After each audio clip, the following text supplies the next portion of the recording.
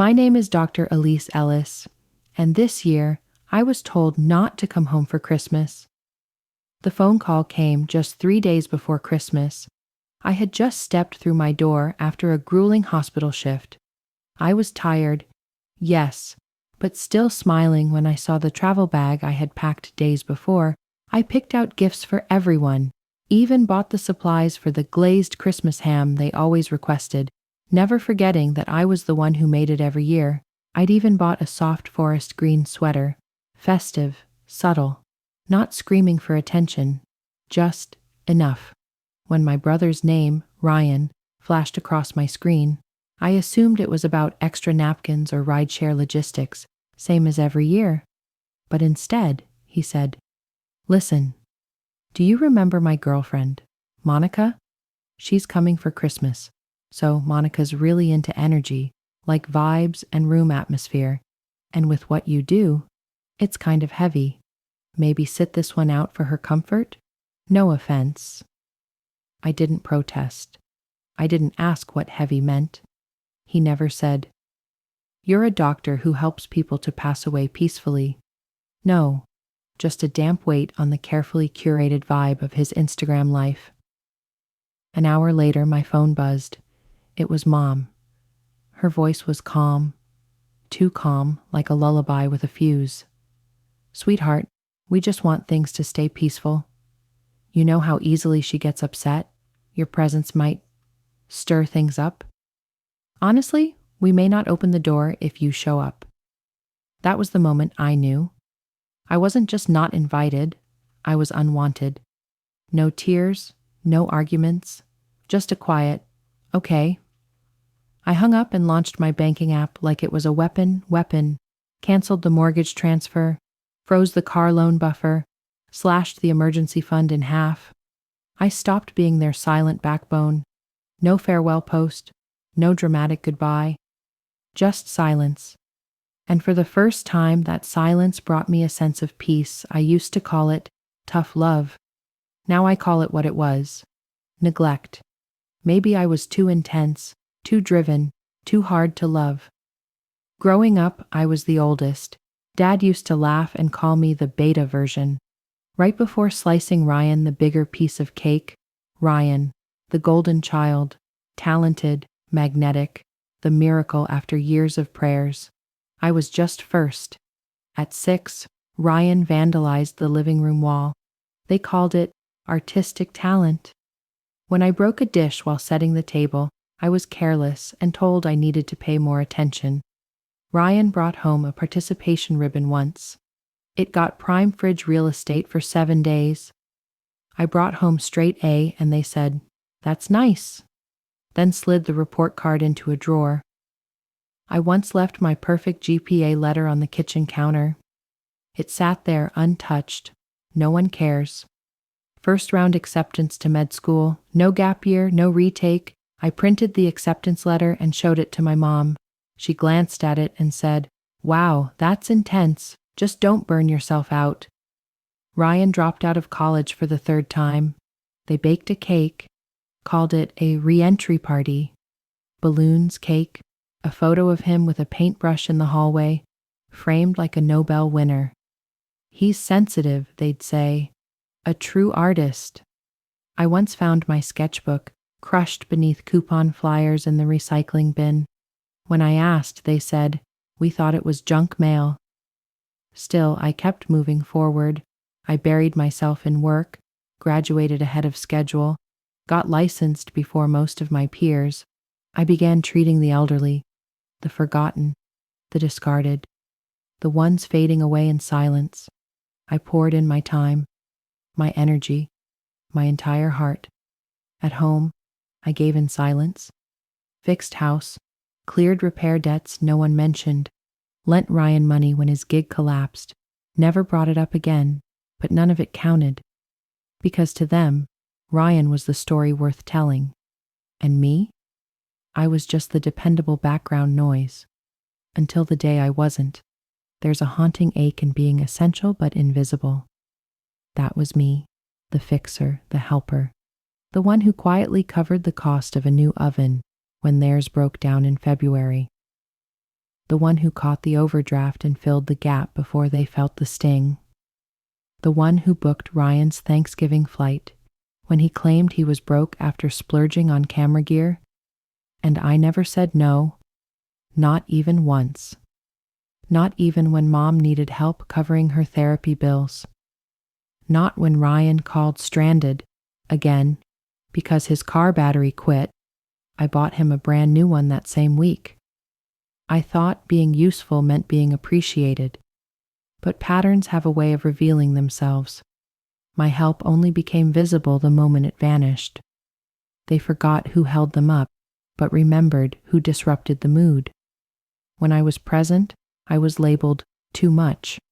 When I was gone, suddenly everything felt easier. Still, I kept giving. I told myself it was love. Maybe it was duty. Maybe I didn't know how to stop. But the night they uninvited me from Christmas, something cracked open inside me. It wasn't anger. It was clarity. I opened my bank app and began hitting pause, like closing windows in a burning house. The $1,000 I sent every month toward their mortgage, terminated. The emergency buffer I kept for them, frozen. The $12,000 Ryan forgot to repay. I knew I'd never see it again, but not another dime would cross his path. They wouldn't notice immediately. That's the curse of invisible generosity. Only absence makes it real. I said nothing. I just stopped. I didn't post a cryptic quote or a pity post. I didn't even text my friends. I let the silence spread like a calm tide, and for once, it felt like peace, not punishment. Christmas passed like a breeze through closed windows. I spent it alone, wrapped in a blanket that still held the scent of rosemary and comfort. The gifts I'd wrapped stayed untouched. The tree stayed dark. I didn't cry, not even once. I just sat, breathing in the stillness. There's a quiet power in choosing absence over performance. But the day after, my phone wouldn't stop buzzing.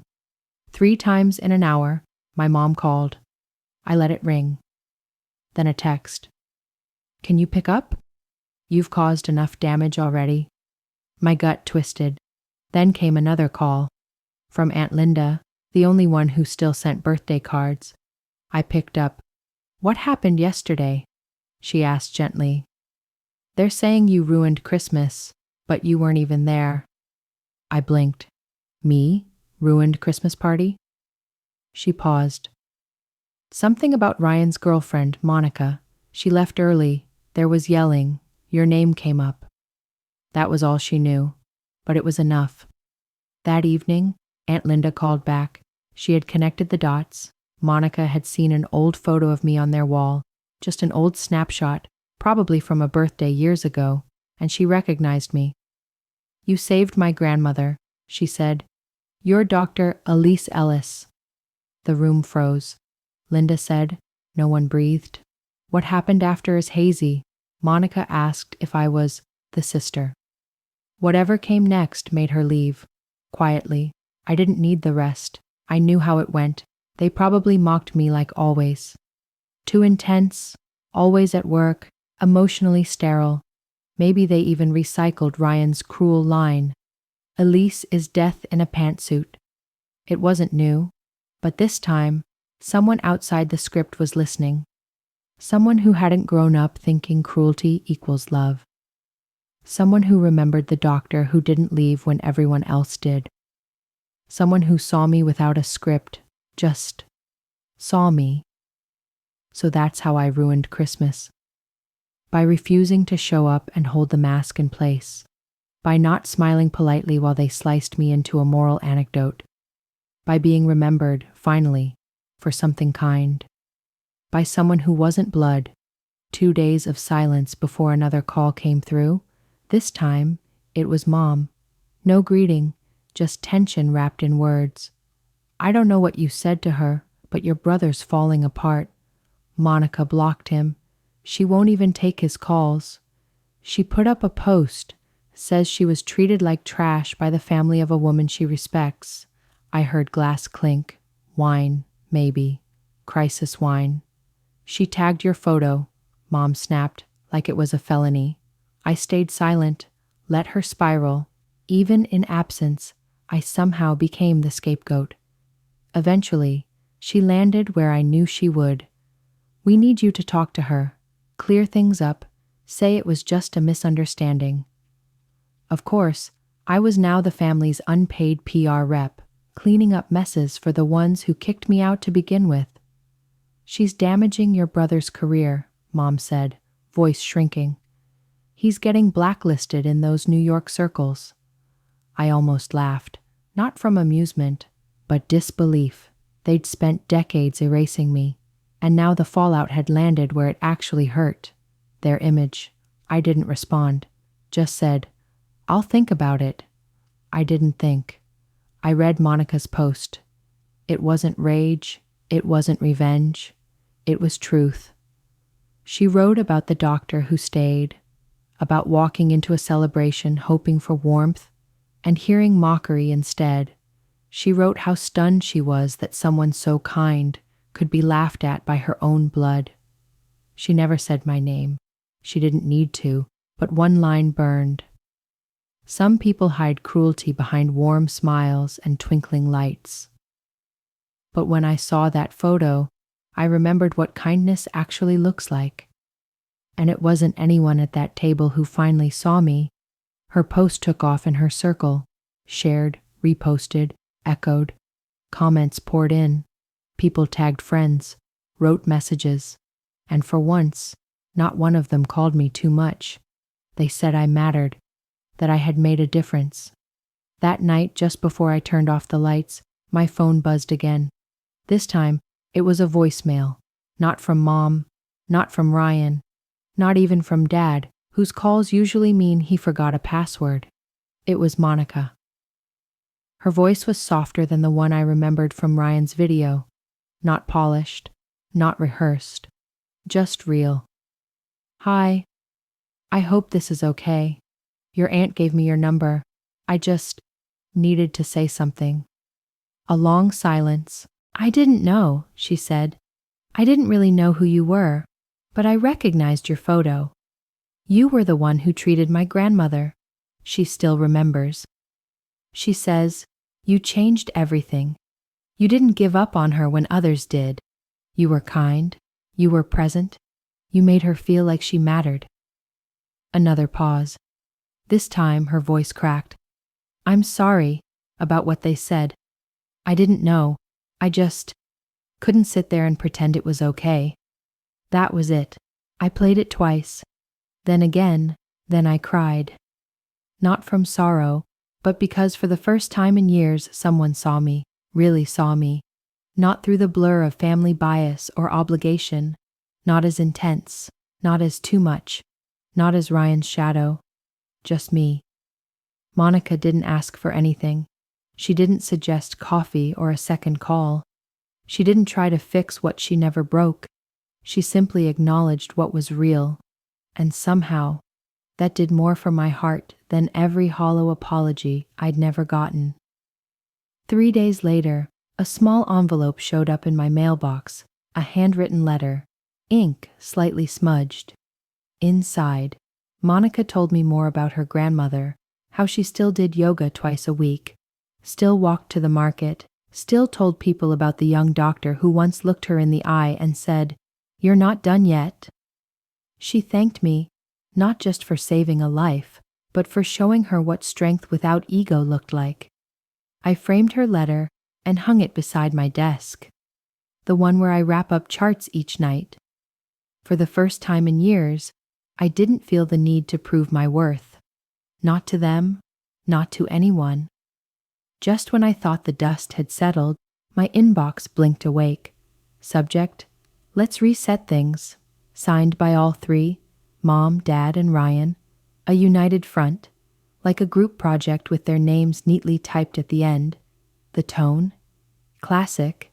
From people who think sorry is just currency in a negotiation.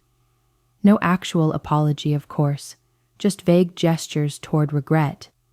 They acknowledged emotions ran high and regretted any misperceptions, Corporate Apology 101, which translates to, "We're still right, we're just scared now."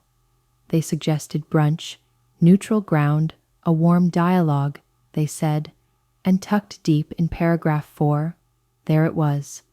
"We'd really appreciate if you asked Monica to remove her post." There it was, the actual motive behind the sudden kindness. The olive branch wasn't peace, it was PR, a clumsy attempt to clean up Ryan's name in Monica's art world, clean their mess, use me as the mop. I didn't reply. By morning, they escalated. My father called a hospital administrator I barely knew. He told him I'd been emotionally unstable, claimed he was worried for my mental state. Yes, he tried to gaslight my job to damage my credibility. Thankfully, the admin called me immediately, apologized, said I had nothing to worry about. So that bridge, torched. Then came the family group text, carefully written half-truths, no mention of exclusion, no mention of insults, just a flood of, "She's tearing us apart," and "We're concerned about her mental health." 2 cousins I hadn't heard from in years suddenly popped up. One sent me a yoga voucher, in case you're struggling. Then came the final play, the most desperate yet, a visit, a soft knock on a quiet Sunday. I looked through the peephole, my parents, Ryan. I opened the door but didn't step aside. I stood still, arms crossed. "We just want to talk," Mom said, her voice soft, rehearsed.